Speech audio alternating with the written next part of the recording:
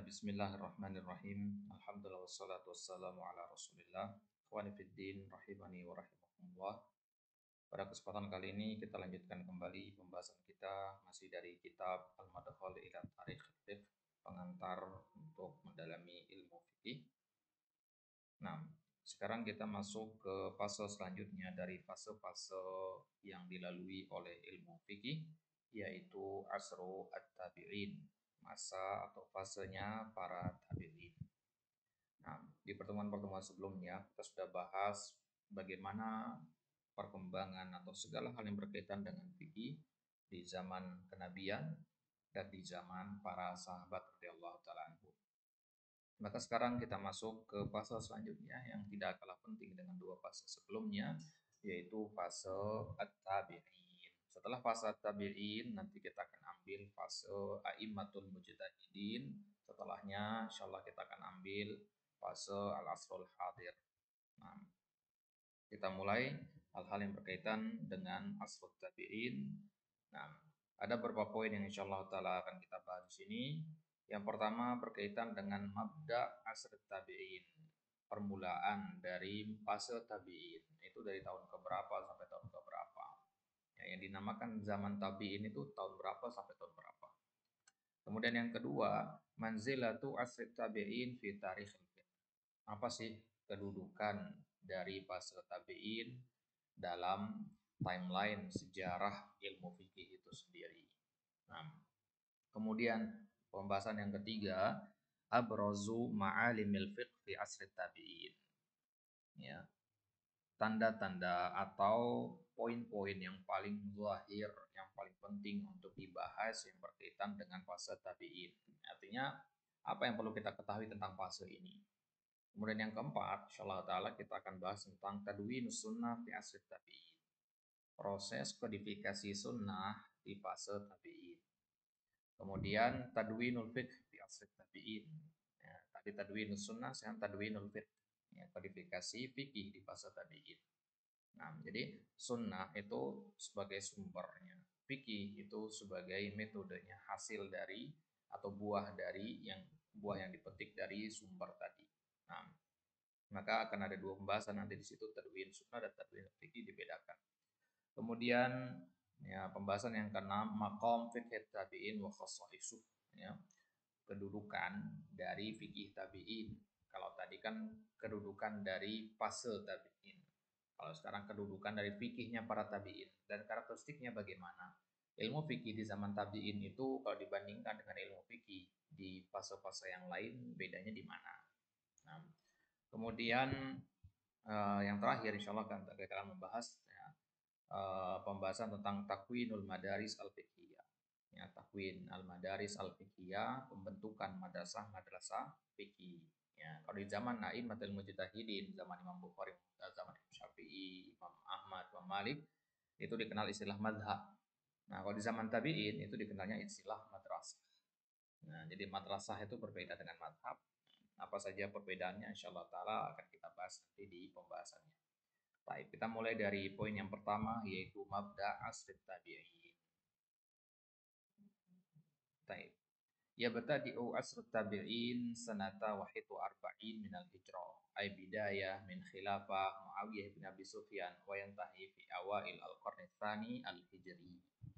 Nah, fase tabi'in itu dimulai dari tahun 41 Hijriah. Mana tahun 41 Hijriah ini sudah kita bahas di fase sahabat itu kan 11 sampai 40. Nah, karena tahun 40 itu berakhir khilafahnya Ali bin Abi Thalib. Ya, naiklah Muawiyah di situ tahun 41. Berarti fase tabi'in itu dihitung dari naiknya Muawiyah ya menjadi khalifah. Nah, dan kapan berakhirnya? Ya, berakhirnya adalah di awal-awal dari abad kedua. Awal abad kedua berarti 200 Hijriah.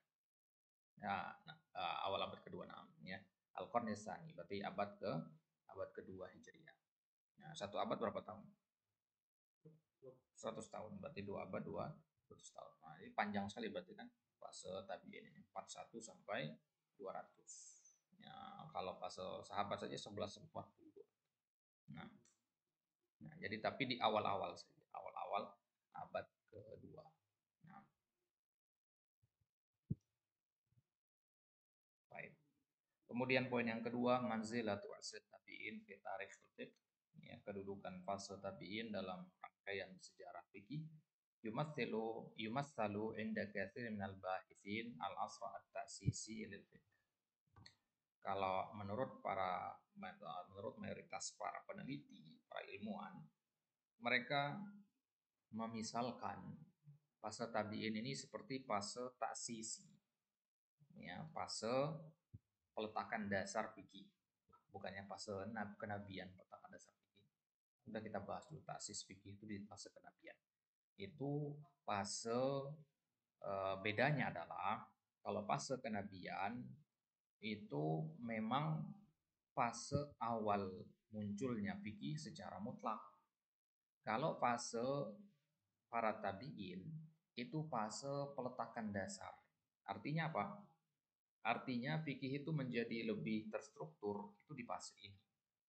Yang tadinya fikih di zaman ya Nabi, di zaman para sahabat itu mungkin masih bercampur dengan ilmu-ilmu yang lain atau belum terstruktur menjadi sebuah ilmu yang berdiri sendiri atau bahkan istilah fikih itu sendiri belum ada di zaman itu. Nah, maka mulainya muncul fikih sebagai sebuah ilmu yang berdiri sendiri, ya, sebuah pembahasan yang mandiri, ya, itu terjadi di zamannya para tabi'in. Jadi lebih terstruktur. Ibaratnya begini analoginya. Perbedaan antara fase kenabian dengan fase tabi'in. Antum mau bangun rumah, antum beli bata, semen, dan sebagainya. Nah, antum letakkanlah bata, semen, dan sebagainya di tanah yang akan antum bikin rumah di sana. Nah, inilah fase kenabian, antum beli bata-bata itu. Yang sudah adanya bata-bata ini. Nah, fase tabi'in itu ketika antum mulai membuat fondasi rumah. Antum mulai gali tanah, pasang fondasi, bata yang antum beli tadi antum susuk. Ya. Kemudian tanah yang ada di situ antum keraskan biar bangunannya bisa berdiri kokoh. Nah, inilah fase tabi'in. Gitu. Baik. Kenapa fase tabi'in ini menurut sebagian besar para peneliti dikatakan asrut taksisi? Wadzalika lidzuhuril madaris al-fiqhiyati fi, karena muncul banyak sekali madrasah fikih di zaman ini. Bukan banyak ya, memang ya di fase inilah mulai munculnya. Ya, munculnya madrasah-madrasah fikih. Kalau madrasah-madrasah fikih itu gampangnya kita ingatnya sebagai sebuah kubu yang punya prinsip. Ya, kalau bahasa kita kan school. Kalau dalam literatur Inggris kan dikatakan juga school, kan? Old school istilahnya, bukan berarti sekolah bangunan, enggak. Old school itu ya cara berpikir lama, itu old school juga sebutannya. Ya, kalau kita kenal istilah boomer, ya itu kan orang-orang yang berpikir masih kolot, old school istilah. Nah, jadi madrasah fiqhiyah ini ya old school ya dalam konteks fikih gitu. Jadi pembahasannya fikih. Kalau old school dalam ya, literatur bahasa Indonesia kan tergantung konteksnya ya. Bisa terus cara berpikir, cara menyikapi apa gitu. Nah, jadi fase tabi'in ini disitulah nanti banyak muncul school-school itu pada madrasah fikih itu. Bima alimiha wa usuliha wa imatiha. Terstruktur sekali school-school yang ada itu. Bukan bangunan ya, school-school itu ya, suatu yang imajiner dia. Jadi ma'alimnya jelas. Ma'alim itu artinya prinsip-prinsipnya jelas. Bukan prinsip ya, ma'alim itu bisa kita katakan karakteristiknya. Ya, karakteristiknya jelas. Ya, pas madrasah ini bedanya dengan madrasah ini jelas. Ketahuan dari zaman itu kalau kita mau lihat, oh dia madrasah ini, oh ini madrasah ini. Wa usulnya juga jelas, fondasinya. A'immahnya juga jelas, ya, para imamnya di setiap madrasah itu ada. Jadi sangat-sangat struktural. Baik. Kemudian poin yang ketiga, abrazu ma'alimil fiqh fi asri tabi'in. Ya. Ma'alim yang paling zahir, abraz itu artinya paling zahir, paling jelas, kelihatan di fase tabi'in ini apa. Ma'alim itu bisa kita artikan dengan poin-poin, ya, atau pokok-pokok pembahasan yang perlu kita ketahui dan yang paling jelas di fase tabi'in ini. Nah, yang pertama, bahwasanya fikih di fase tabi'in itu terkenal dengan ittisa'ul ijtihad wa kasratul ikhtilafat al-fiqhiyah. Ijtihad itu meluas. Udah kita bahas di fase sahabat, ijtihad itu ada di zaman Nabi, bahkan juga ada, cuman tidak seluas dan semasif di zamannya para tabi'in. Ya, untuk logikanya saja kan Nabi sudah tidak ada, para sahabat juga sudah mulai banyak yang meninggal, ya, sehingga menjadi rujukan dalam masalah fikih kemana gitu. Muncullah khilaf-khilaf, ya, muncullah khilaf-khilaf fikih yang banyak. Baik, wa min al asbab allati adalat ila dzalik. Di antara sebab-sebabnya kenapa kok ijtihad itu meluas dan banyak terjadi khilaf. Yang pertama, kasratul waqa'i allati tastajiddu linnas fi hayatihim. Banyaknya waqa'i, fenomena-fenomena baru yang terjadi dan dihadapi oleh manusia. Tastajiddu artinya yang dihadapi. Ya. Mereka menghadapi fenomena-fenomena baru. Ya. Fenomena-fenomena baru maksudnya hal-hal kontemporer.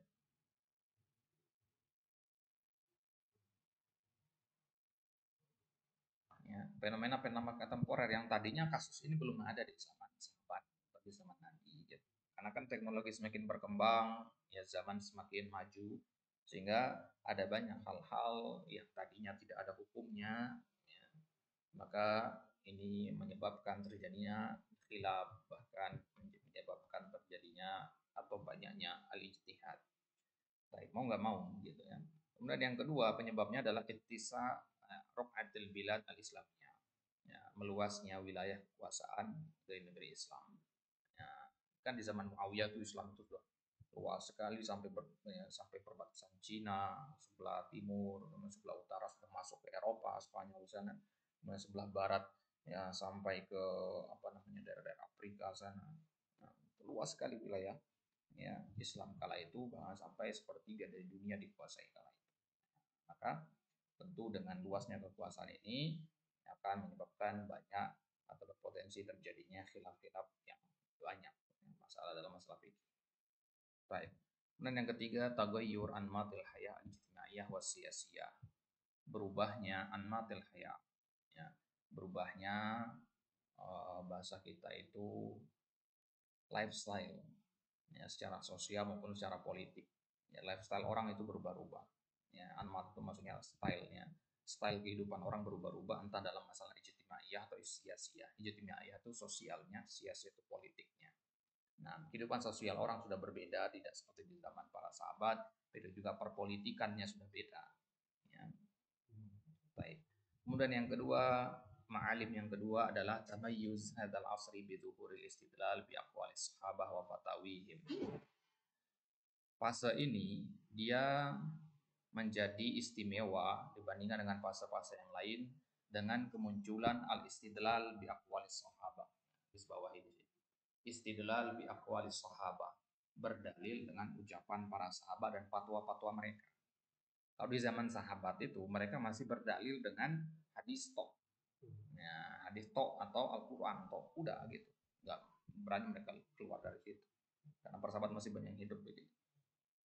Nah, akan tetapi di fase tabiin mereka sudah mulai berdalil dengan Al-Quran, Sunnah dan ucapan sahabat, fatwa-fatwa mereka. Nah, kemudian yang ketiga, zuhurul ahadits al-maudu'ah. Nah, ini mulai munculnya banyak hadis-hadis palsu. Ba'da'an surat riwayatul hadis wan tasyarat. Karena periwayatan hadis sudah meluas. Sanad itu makin panjang kan? Atau makin panjang, dan disinilah fase di mana hadis itu mulai banyak yang palsu-palsu. Di zaman sahabat apa ada hadis palsu? Ada mungkin, tapi sedikit jumlahnya. Nah, mulai banyak tuh di zaman tabiin. Makanya kalau antum belajar hadis, perawi yang perlu antum teliti itu di fase tabiin. Ya, siapa sih tabiin yang harus diteliti benar-benar gitu sanadnya. Tapi kalau sahabat nggak perlu, para sahabat itu semuanya udul. Baik. Kemudian yang keempat, ya buruz zahiratu fiqhul buldan. Munculnya yang namanya fenomena fikih al-buldan. Ya, fikih al-buldan itu apa? Fikih al-buldan, buldan itu jamak dari kata badan, negeri. Fikih negeri-negeri. Ya, artinya fikih yang hanya berlaku di daerah itu saja. Misalkan daerah-daerah Eropa kan dingin tuh. Ya, ada musim salju di situ.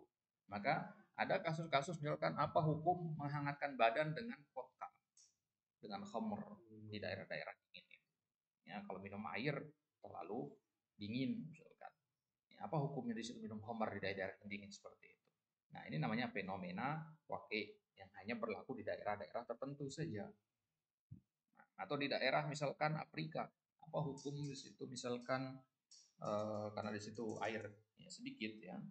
Nah, apa hukum misalkan kita mengganti eh, air air untuk memasak itu kita ambil dari kubangan-kubangan air yang tadi dipakai oleh hewan-hewan untuk mandi misalnya.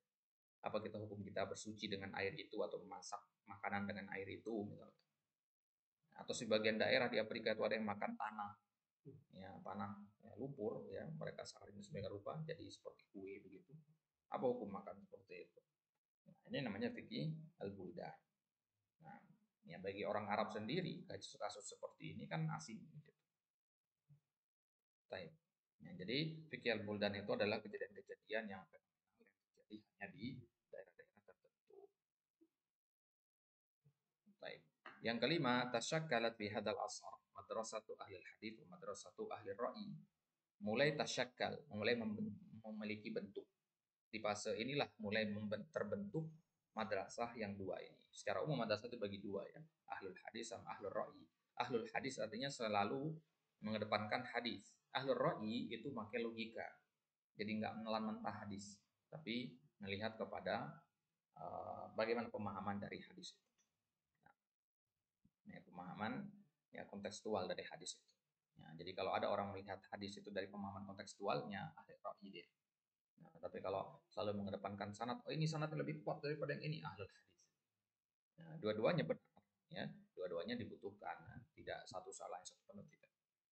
Baik. Kemudian pembahasan selanjutnya adalah tentang tadwinus sunnah, ya, fi asri at-tabi'in. Nah, insyaallah taala kita ambil di dars selanjutnya ya. Tadwinus sunnah fi asri at-tabi'in. Baik, Allah taala ala wa alam. Sallallahu ala nabiyina Muhammad wa ala alihi wa sahbihi wa sallam.